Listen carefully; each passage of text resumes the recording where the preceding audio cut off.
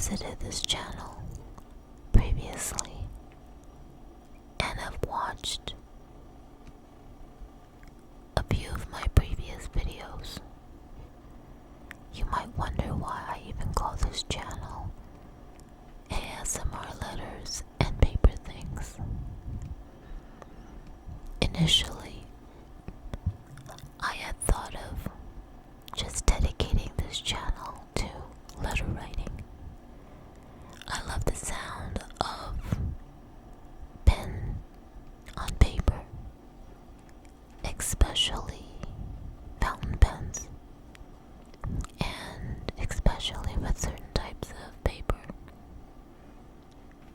And I was thinking that each video would actually be a letter written to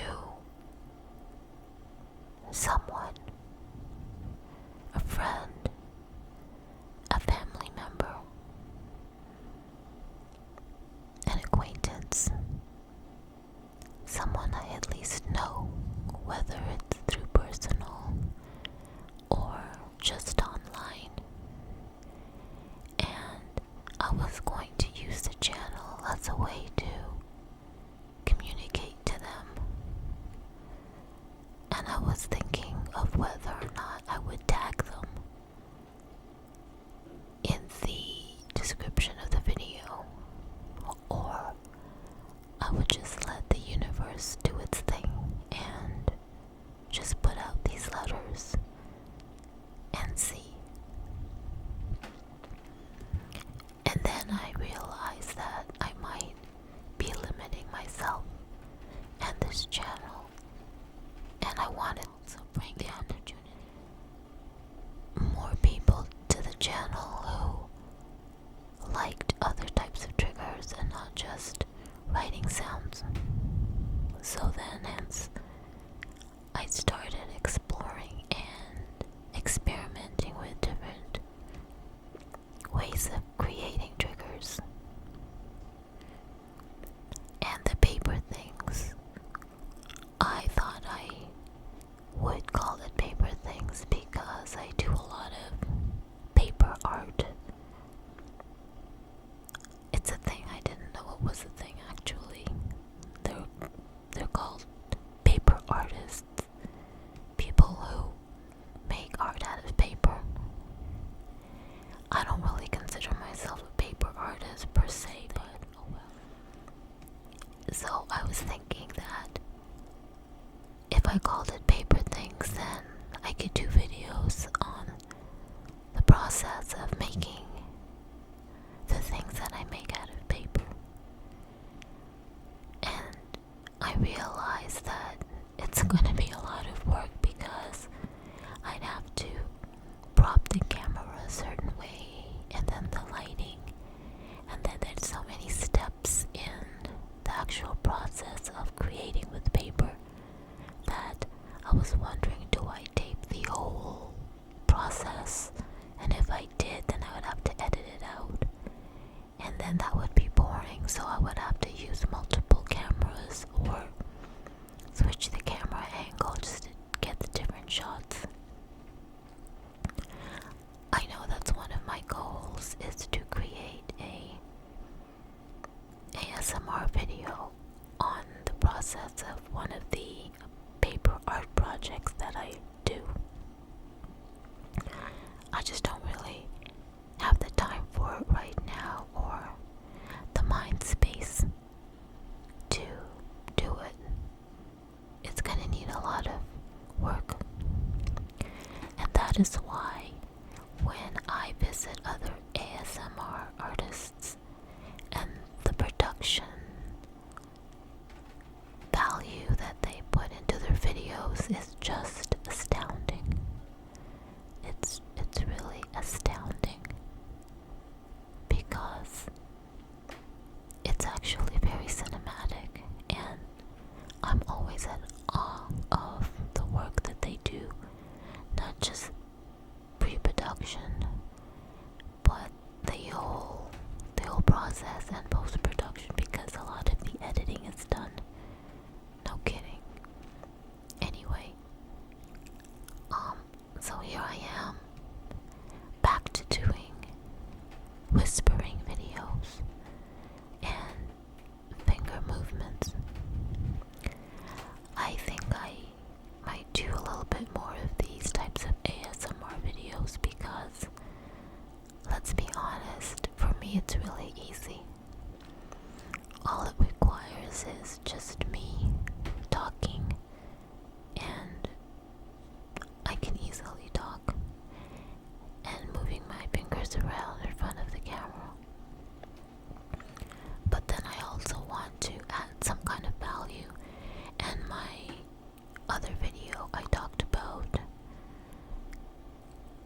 it's like in Canada when they reopen the non-essential businesses. Or let me rephrase that. Yesterday, May 19th, today is Wednesday, so Tuesday, May 19th, non-essential businesses were allowed to reopen if they chose. And I had recently done a video, well, yesterday, talking about it. So then I was thinking that perhaps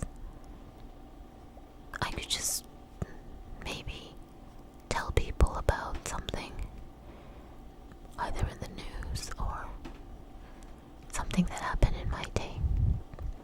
So today something interesting really happened. I work for a marketing agency, or with a marketing agency in Toronto, and I'm really lucky because I get to work remotely. I'm not in Toronto, I'm in another province. So for those of you who are outside of North America, a province, everybody knows what the United States is. Like there's Texas and California and oh my gosh, I forgot the states, and New York State and Oregon.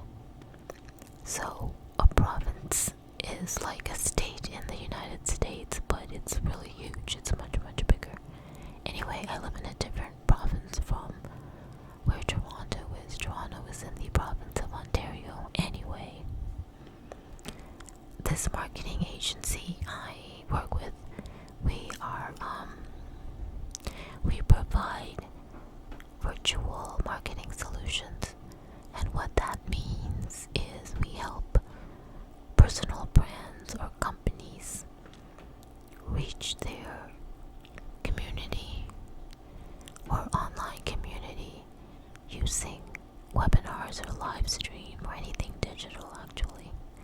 And especially now during these COVID times, a lot of them have reached out to us because they were in need of virtual trade shows, or they needed to switch up their monthly meetings or to an online space.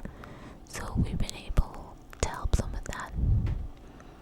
And we also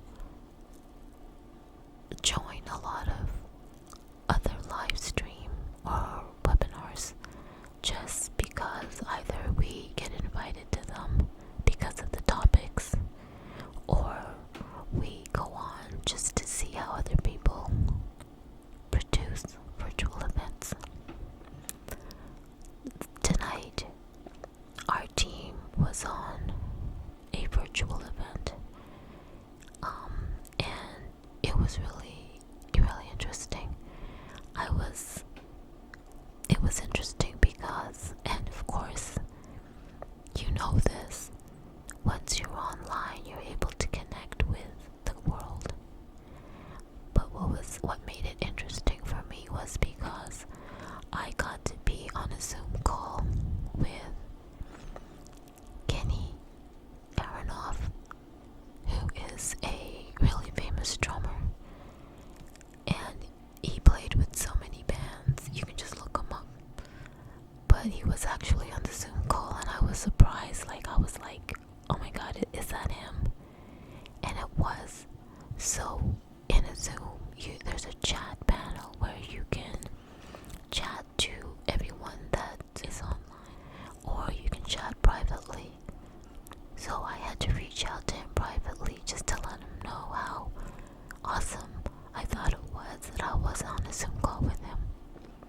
And he's such a grounded and very kind and just compassionate person, aside from being a really talented drummer. And we had a little chat, not really a chat, but like a little back and forth, engagement. And anyway, I was really happy about that, and I had forgotten that when you are online, it's just so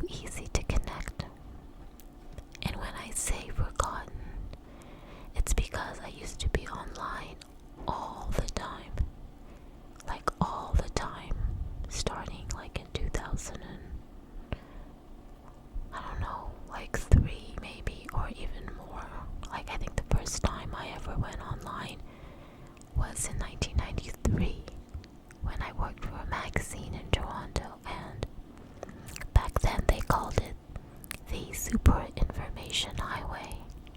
They didn't really call it the internet back then, although they did, but it was marketed as the Super Information Highway, and or the World Wide Web. So, for those of you that are younger and you're wondering where www came from, that's called World Wide Web. And so I was the new media coordinator. Back then they called the Super Information Highway a new media because it was new to the publishing and entertainment community and mainstream basically, and it was a form of media where you can roll out information and entertainment. And it was really an interesting time because the magazine that I worked for had 39 print publications globally in Europe, the US, Asia, and Canada, of course. And so the plan was to roll out the 39 print publications and to get them online. And it was funny because a lot of the publishers for the magazines for the respective cities, they were totally against it. Number one, they didn't understand it. Number two, they didn't see what value it could provide them and their advertisers. And number three, or did I say number three? Or was that number two? Anyway, number three, they were really against being on the Super Information Highway or the World Wide Web because most of the people that were online back then, and it wasn't even called online actually, but most of the people that were on were pornography sites.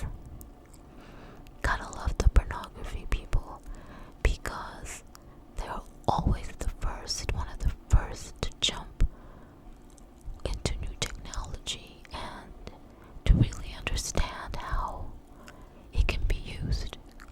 So yes, there was a lot of pornography, and that's why the publishers of these print magazines weren't willing to or readily adapt it to being on the internet.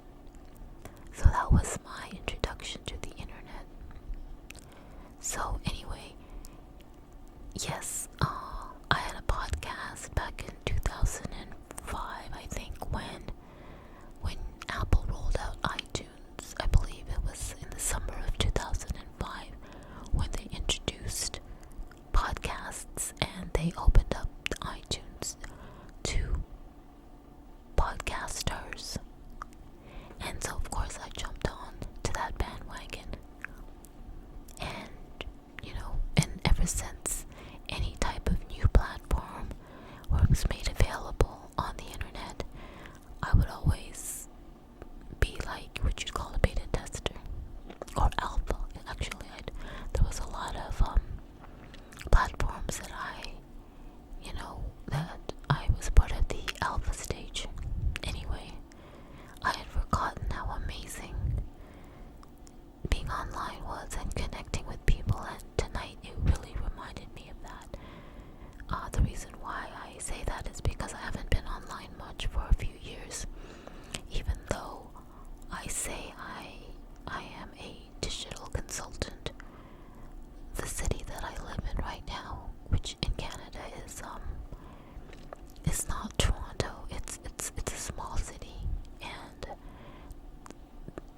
as with all small cities, sometimes businesses aren't always at the cutting edge of technology. So a lot of the consulting that I did was really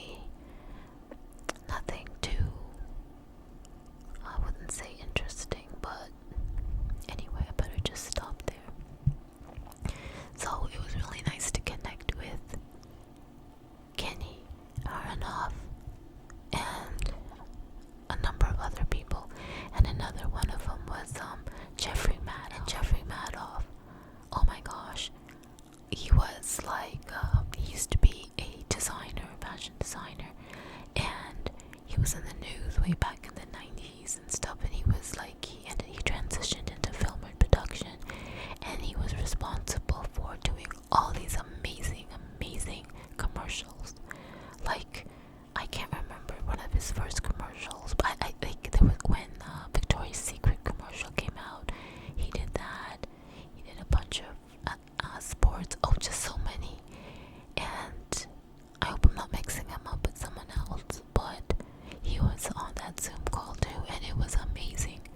And he just came out with a book called, oh shoot, what's it called? It's on Amazon. It's called something like Creative Ideas and How to Turn It into a Business. I can't remember, but if you Google Jeffrey Madoff, Madoff, on Amazon, you'll see his book. And it's not out yet, but you can pre-order it, and it comes out June 16th. So I went ahead and pre-ordered it, and I told Jeffrey that I will definitely read his book, and I'll write a review on it on Amazon, because he asked me if I could kindly do that, and I said of course. And then I also told him that I would mention it, I would do a YouTube video and do the review on it. So I'm thinking of doing a whisper book review.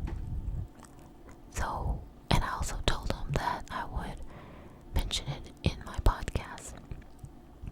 So now I'm thinking that this YouTube channel is really starting to evolve anyway in my head. There's so much more artists out there, and they're just fantastic.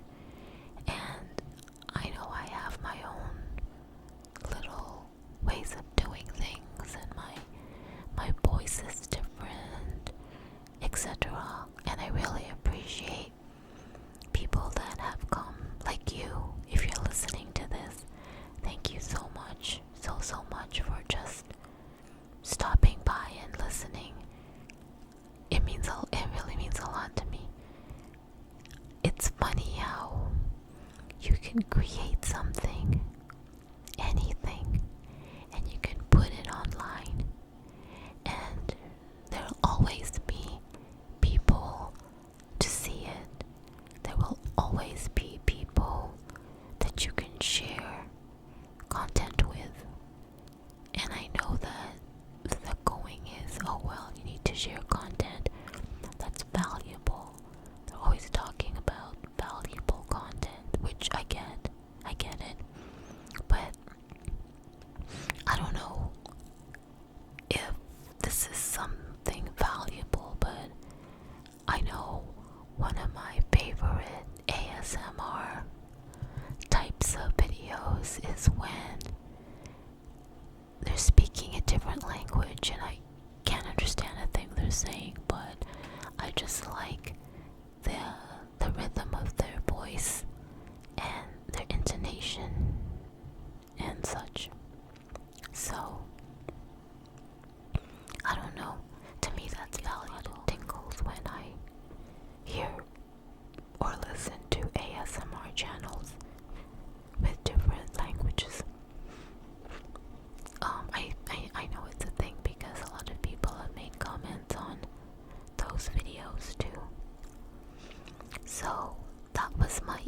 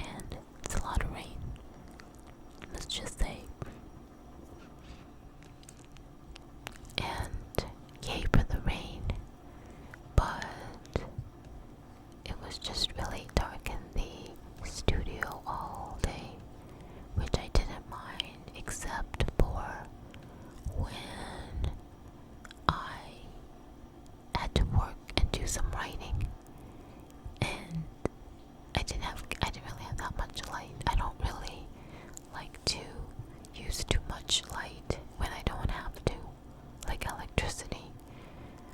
It's not about saving, it's just, I don't know, I just find it too bright for my eyes. So, what do you think of this setup?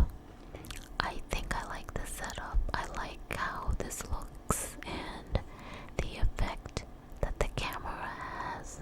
So, I'm going to be probably doing a lot more of these videos where I just move my fingers and talk and pick a topic. I didn't really pick a topic today other than telling you about my Zoom call earlier and my little intro on my introduction to the internet. You know what? I should just start talking about certain stories. Oh, I have so many stories. After that, I was also a nurse in Texas for 11 years, and oh, it was just wonderful. I mean, the journey of it anyway. There's a lot to tell, and a lot of that I'm going to be sharing in my podcast that is on anchor.fm. And you know what? I'm going to put the link in the description, the link to the podcast channel. So if you're so inclined to listen in, I'd love to have you. I won't whisper. It'll be different. You'll actually hear my real voice.